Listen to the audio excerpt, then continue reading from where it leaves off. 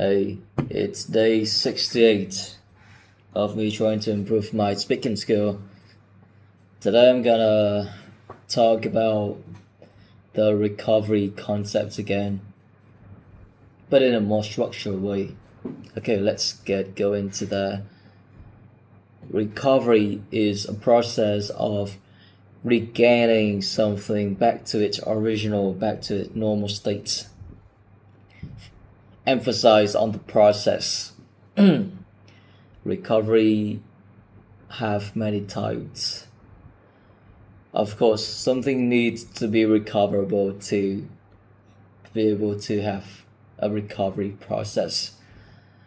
There's a recovery process that generates different results.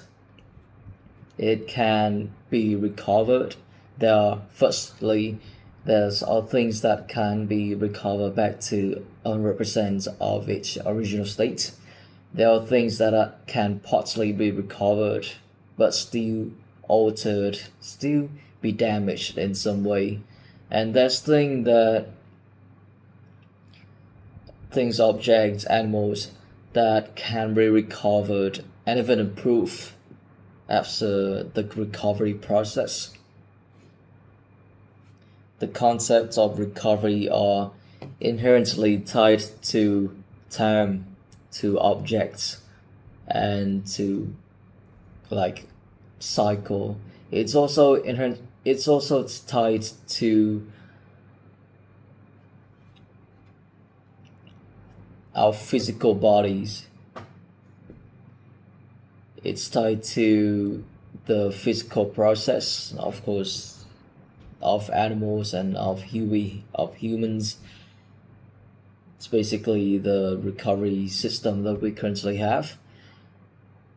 It's also furthermore there's recovery related to disease, to our mind, to mental illness. Recovery can be divided into recovery from object, recovery from living animals or to humans, of course, the mental state. Yeah, that's basically it. So, before I get on to some kind of example, then I want to talk about the impact of recovery. Oh, let's elaborate the impact of recovery. Then, if recovery doesn't exist, then we would all died from illness, from really simple illness, disease, or we would just died out from our scratch. Recovery is also vital for buildings, for important machines, and to geography, to our habitats.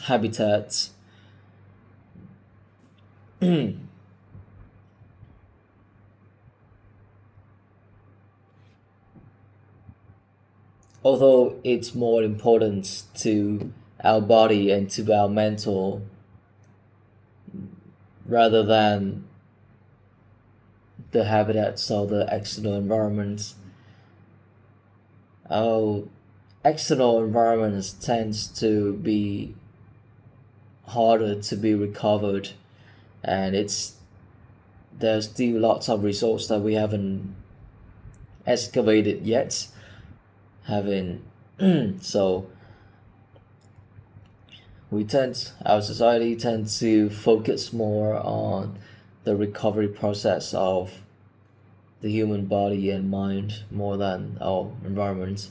Although there's still lots of movement out there that still focus on the recovery of the environment, such as lots of green projects moving on to green energy, reducing the plastic consumptions, and further example. Talking about our physical body, then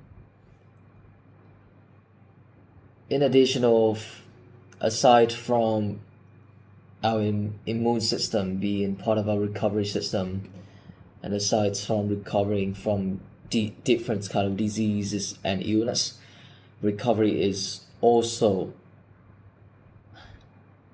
vital for muscle training, for any kind of activity, and to our brain.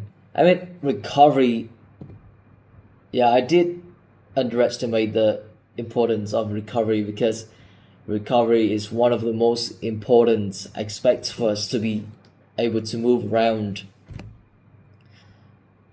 Yeah,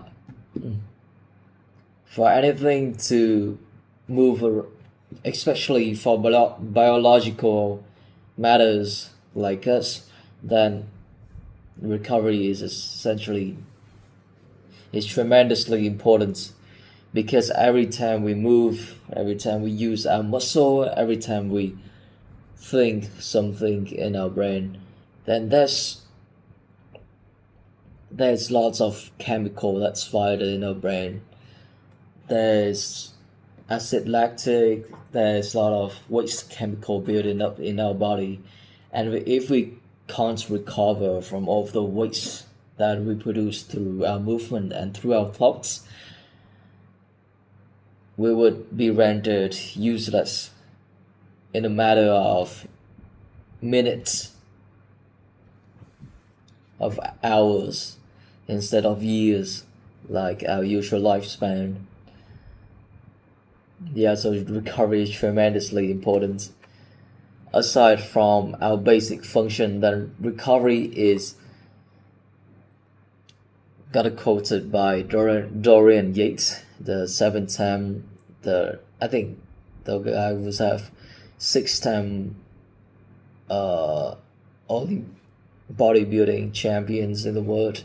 He said that recovery is 80% of the 80%, the importance of recovery is like 80% of the whole training in muscle building. If you're thinking about longevity, then Brian Johnson also said that sleeping should be placed at the utmost importance of recovery. And guess what sleeping is for?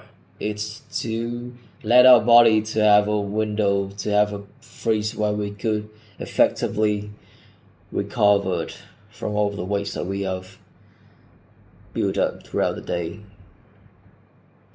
There's also importance in recovery from mental illness and from trauma. If a person's failed to recover from them, even partly, then they would be traumatized for life and could potentially lead to even worse outcome, like even really worse, like suicide, or maybe just isolating themselves from society. That's it. My speech feels much smoother. Maybe because I think it's mostly because I follow a kind of structure. I choose a concept, talk about its definition, talk about different sides that it have, then move on to its impact on the world and just elaborate more on the impacts and giving more example. I think it's a great way to explaining some kind of concepts. It's much better than my previous attempts, and I'm content with that. I also noticed that I didn't really place that much effort into reviewing my videos. I just watched it passively. The reason why I have improved quite a lot from my past video is that I have used the AI features of YouTube video, and then I just told it to identify my weakness and places that I could improve. It does help me a lot on that. So yeah, that's it for day 68. Thank you for listening. If you ever come to the end of this video, My voice is kind of deeper than usual because I still have a sore throat from many days ago.